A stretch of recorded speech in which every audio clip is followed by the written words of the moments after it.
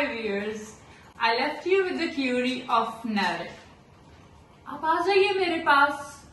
जी मेरा बेटा जो है ना 8वीं फेल है और उसके लिए वर्क परमिट उसके ना खाला के बेटे ने भेजा है, तो अब क्या करें, ये जो है पढ़ लिख नहीं सकता। कोई मसला नहीं, आप मेरे पास आ जाइए, मैं आपको नैरिक करवा दूंगा। तो नैरिक के पैसे होंगे 10 से 12 लाख लग जाएंगे। तो क्या आपने एजुकेट किया? नैरिक है क्या? NARIC is a degree, is a certificate that is equivalent to masters. वो उन लोगों को मिलता है जिनकी एजुकेशन क्वालिफिकेशन मास्टर्स लेवल पे होती है, उसके बाद वो नैरिक के लिए एलिजिबल होते हैं। आपका बेटा तो 8वीं पास है, आपने क्या किया भाई, ना पढ़ना पड़ रहा है ना कुछ करना पड़ रहा है, हमें नैरिक मिल रहा है, हमें क्योंकि हमें तो सिर्फ और सिर्फ वर्क परमिट से रिलेटेड हमें एक सर्टिफाइड एक लैंग्वेज सर्टिफिकेट मिल रहा है। आपने बताया भी नहीं, किसी को एजुकेट भी नहीं किया। I am just coating 10 lakh by the way, I don't know exactly what is going on in the market. People do chart I guess 16 lakh, 17 lakh. I've even heard of this thing because people do come to me with NARIC and they do come up with the degrees as well, which are even HSC tested. You see?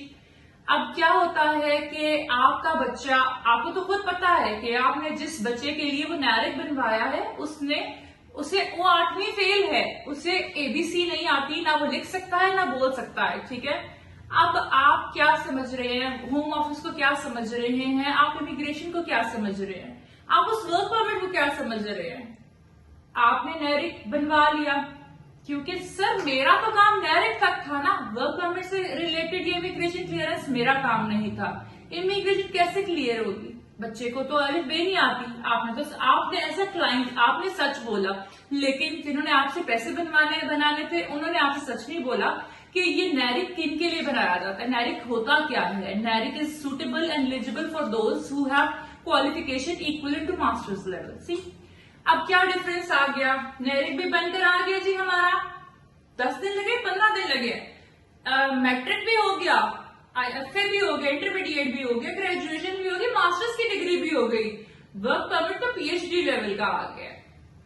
चलिए जी, अब क्या है, immigration में आप गए हैं। नैरिक immigration से पहले जो है आपका जब आपने फाइलिंग करवाई, अपना केस सबमिट करवाया, even then they have like a query of like, क्योंकि जो आपने डिग्रीज दी हैं वो फेक है, ठीक है।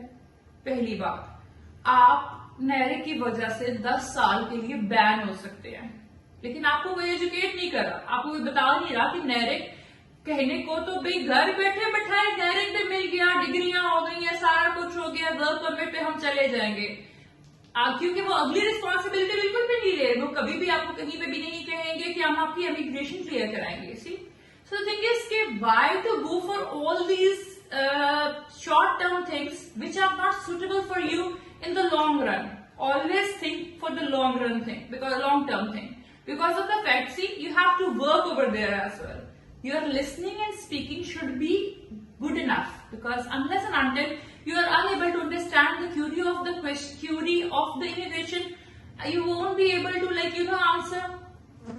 नैरिक है, डिग्रियां भी हैं, इमिग्रेशन का सवाल आ गया, नाम तक तो चलो पता है जी, एज भी पता है, किस वर्क परमिट पे जा रहे हैं यहां तक भी याद कर लिया, एड्रेस पूछ लिया, सिबलिंग्स पूछ लिए, जरा से इंट्रो ले लिया, वहीं पे आपकी हार्ट बीट तेज हो जाती है।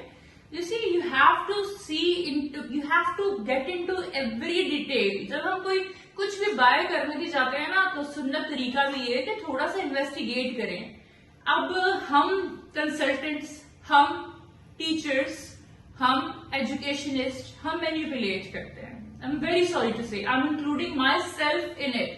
See, I'm not blaming any particular institution कि कोई भी ऐसा institution either in Jhelum, overall Pakistan, I'm including myself in this. We don't educate people.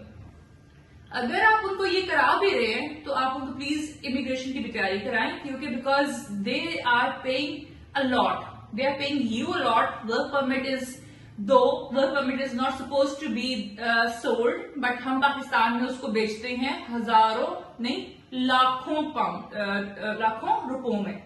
It makes a sum of like crore पे में एक बंदा जा रहा है, तो प्लीज उसको इतना तो एजुकेट कर दे कि वो वहां जाकर अपना सर्वाइवल मुमकिन कर सके। तो ये अवेयरनेस बहुत ज्यादा जरूरी है। शॉर्टकट्स की तरफ मत जाइए। ये हमारी शायद कौम का मसला आ गया है, हम आई डोंट नो ये क्या है।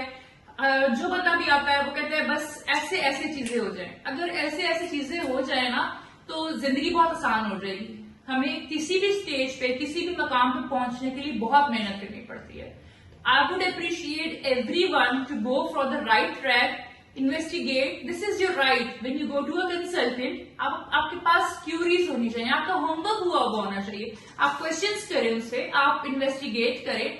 आप एक से सेटिस्फाई हुए हैं, गुड इनफ। अपने माइंड में उनकी बातें रखें, एक दूसरे से भी मशवरा करें, and then decide for yourself and never gate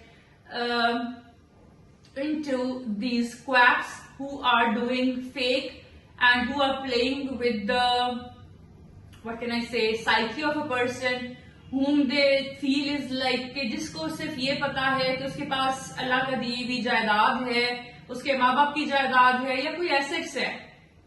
जितने भी लोग यहाँ से जा रहे हैं, आई नो एवरीवन, जो भी है वो बहुत बुरे हालात से गुजर के जा रहे हैं। कोई भी अपने मुल्क को छोड़ के जाना खुशी से नहीं जा रहा, सब मुश्किल मजबूरी के तहत जा रहे हैं।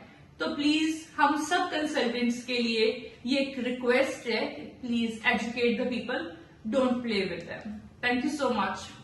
See you next time with the next theory of visit visas for every country. Take care. Bye bye. Allah Hafiz.